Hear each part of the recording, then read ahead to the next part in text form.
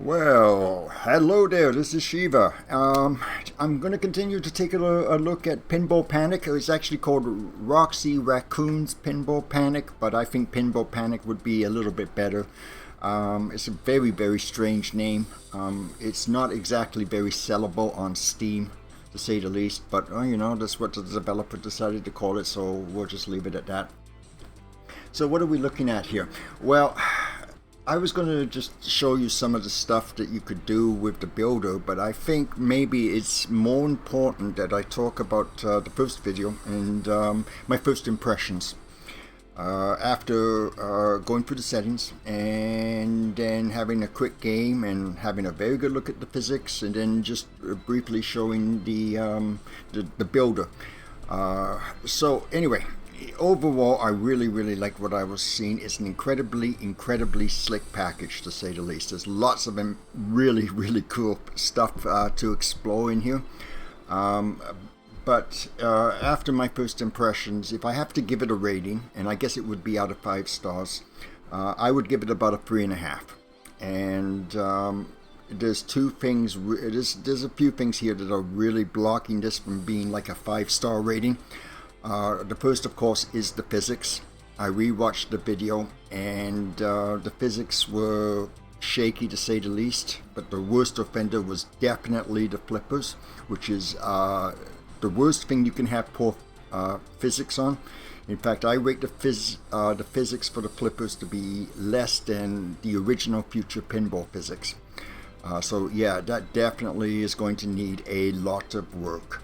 And I'm pretty sure if the developer hears me mention the word physics and pinball physics, that his face is going a little right. And for those of you who do not know, physics on a pinball machine is probably one of the toughest things you could ever do on a video game environment, because you're dealing with real world physics here.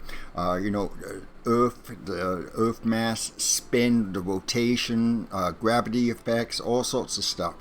Then on top of it, you're dealing with the surface of your playing field. You have to add the ball itself, the size, the shape, the weight, the mass, how it is spinning, what direction it is going, the kind of angle that it's going, and then when it hits an object, you have to add all the things that are part of that object too as well.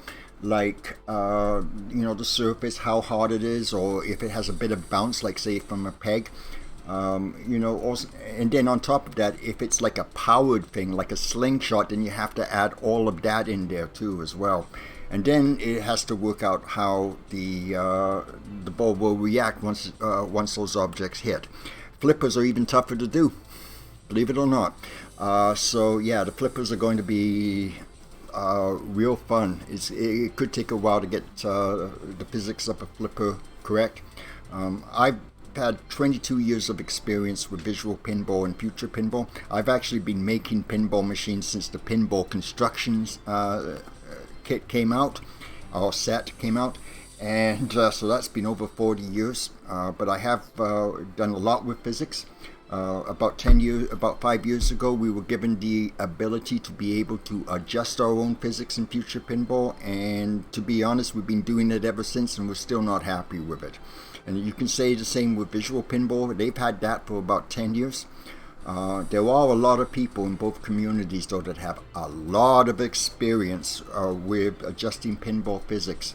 I will tell you that is a reason why the developers probably had a lot of problems is because if you adjust the physics on one thing, like the ball, it will affect all of the physics on everything that the ball touches. So sometimes just changing one physics means that you have to change like 6 or 7 other different physics statements. But that's not it's not fun. Okay. The second thing I've noticed is there's actually no documentation. I couldn't find any. Now, as I said, I'm brand new to this. I've had maybe 30 minutes of actually using this program. But documentation, especially when we start getting into things like the builders and stuff, as you can see here, probably would be quite useful. The third thing is that this, in a lot of ways, is set to a target audience of a specific group of people. This is not visual pinball. This is not future pinball. Those guys are nuts. I'm nuts. I've been part of that for so long. We are absolute perfectionists, and we need absolute, complete, total control over every single aspect of our design, every single aspect of our graphics, of our models, of the audio work, of the coding. You know, we require that kind of level of control. This, though, is a completely different target audience. This is, I guess you would say, pinball for the masses. I just recently mentioned in another video a while back that say for every 1,000 people that are in the BP and FP community, only maybe one person is actually capable of producing a game in visual pinball and FP. It's always been a huge problem.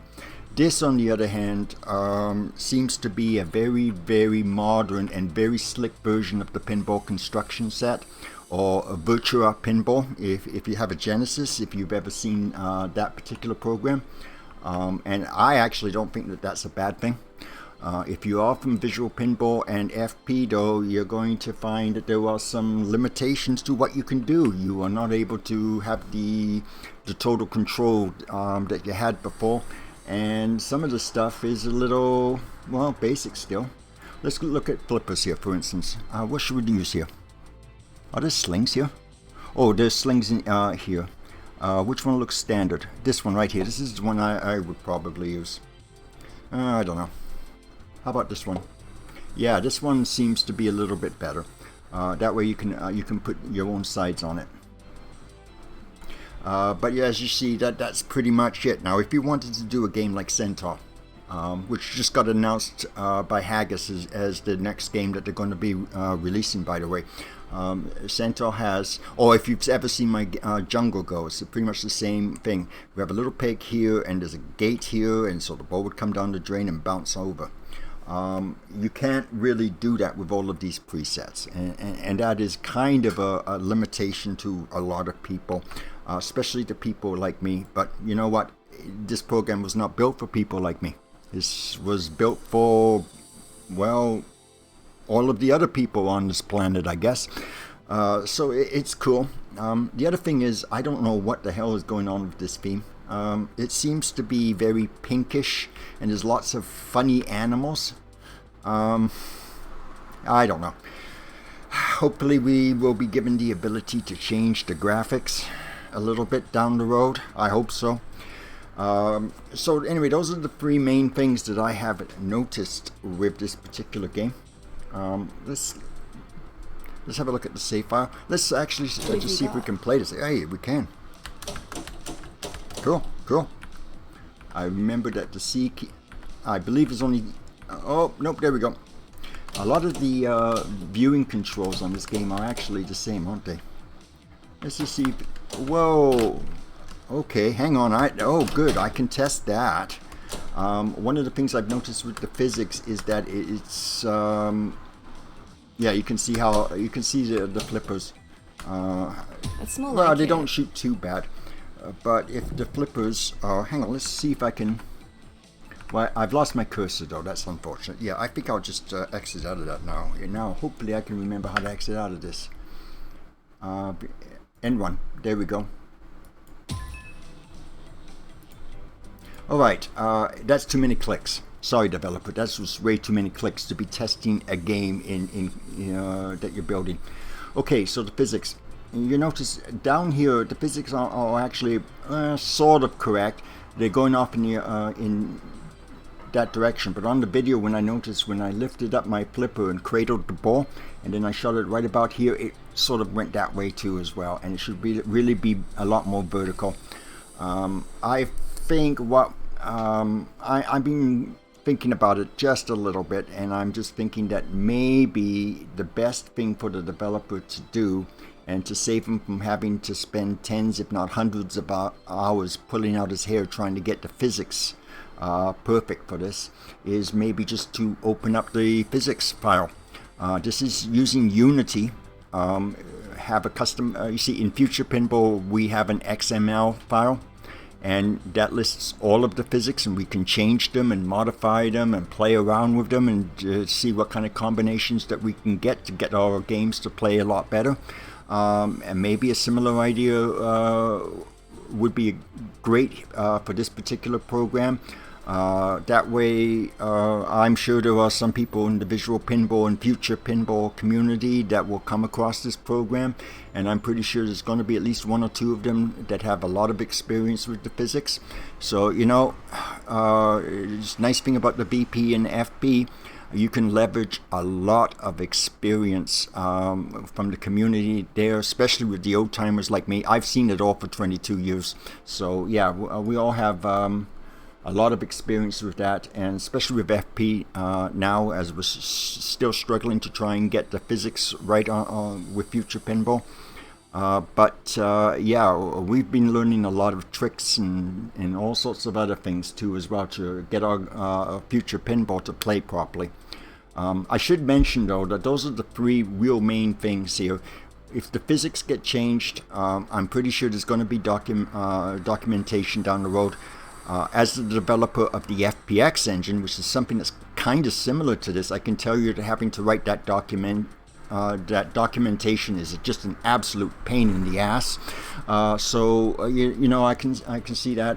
And also and the third thing, well, you know, that will take time.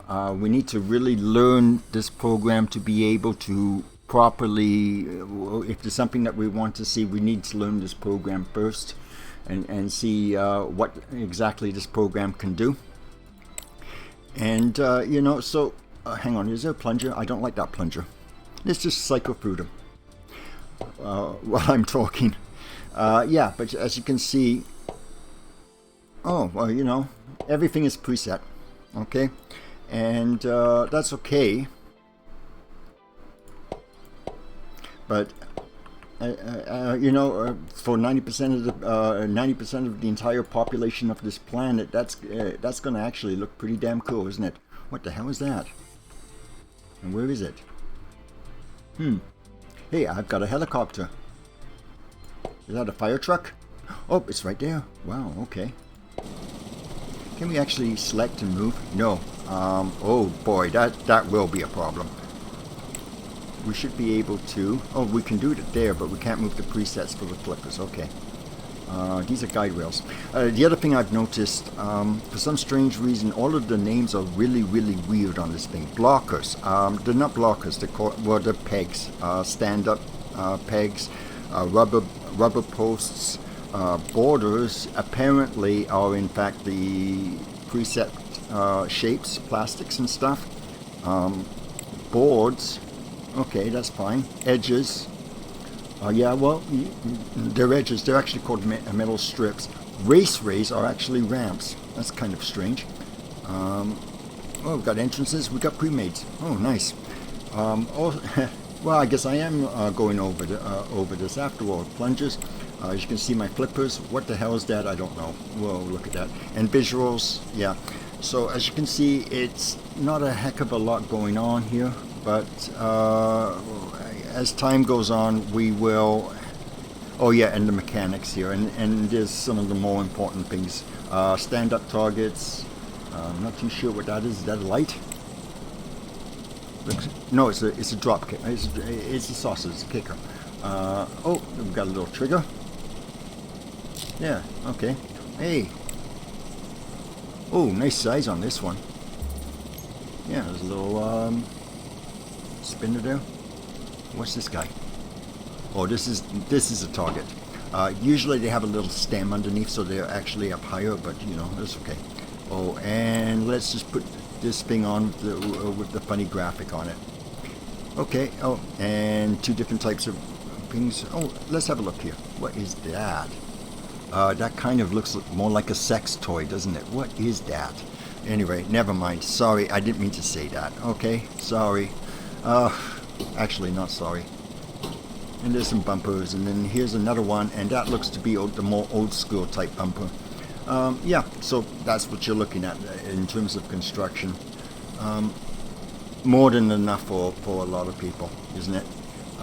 There are a few things that I don't think this program is capable of doing. Things like a ball captive system. I am not too sure how if you can do multi-ball or things like that. There's no bonus system in here or anything else like that.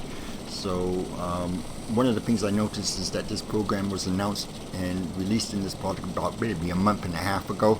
So, early days, really early days with this.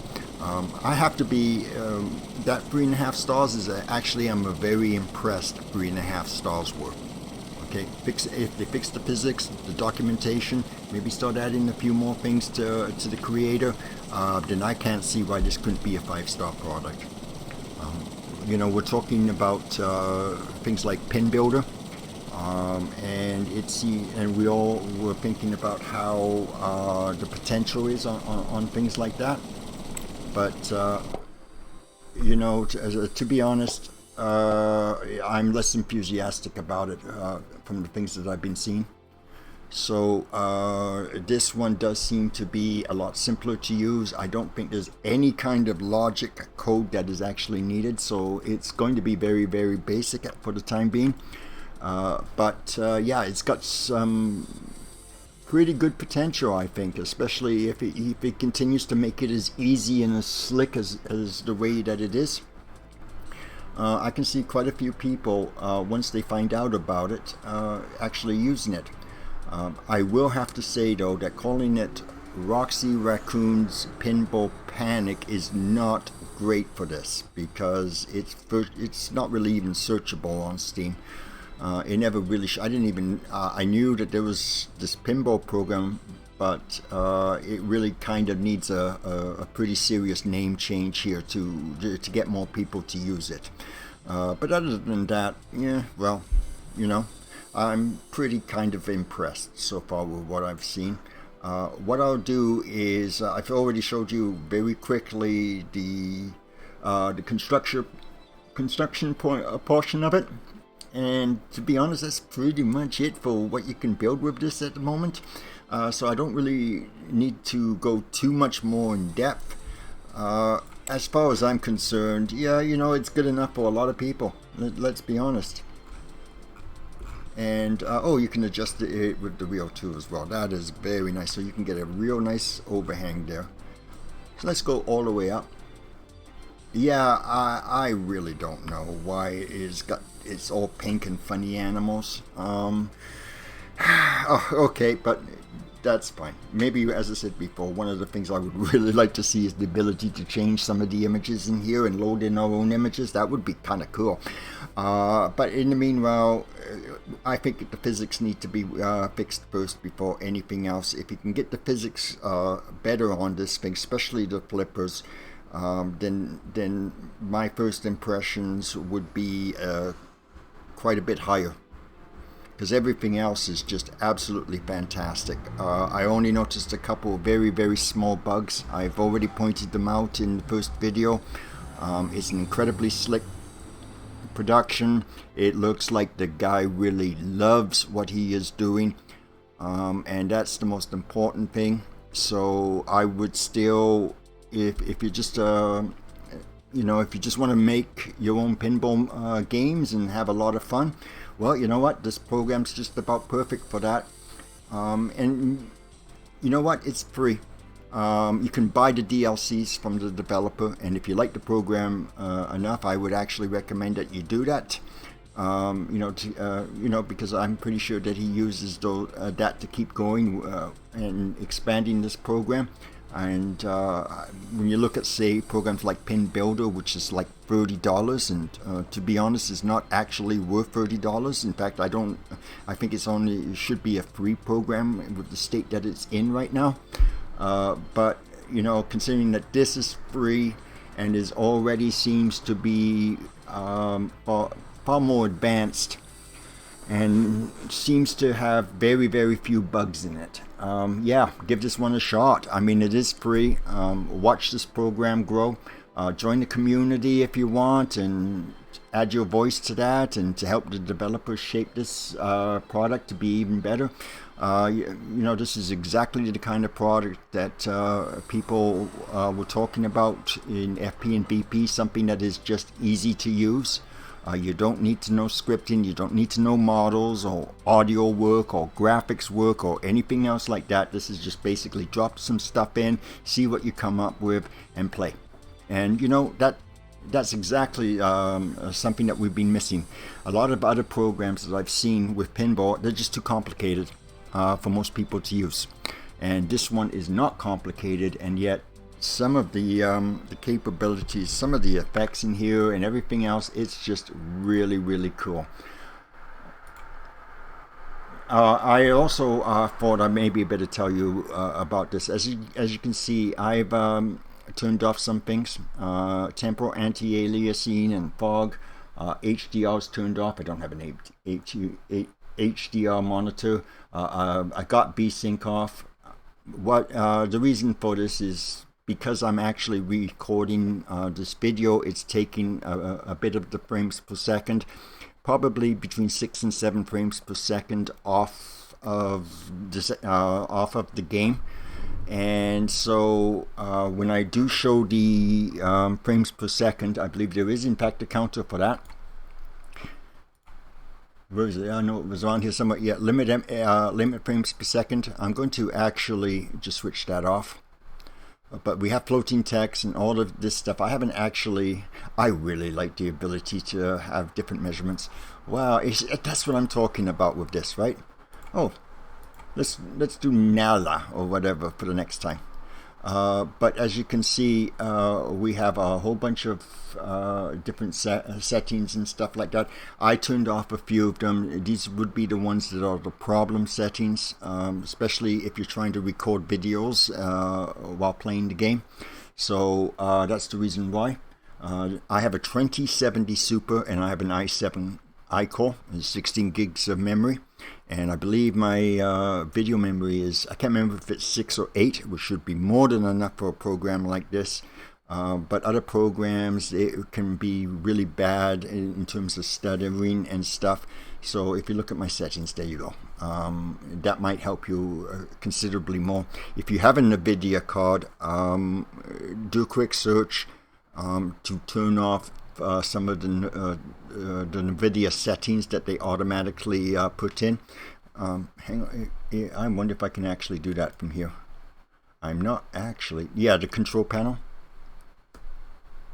Nope, it's not going to show. Oh, here we go. Wow, it did it. It did do it. Most awesome. But you do have the ability to change some settings. I've forgotten which one it was now.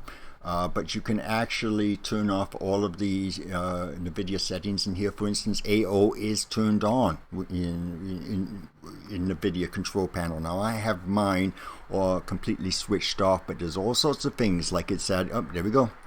Program settings.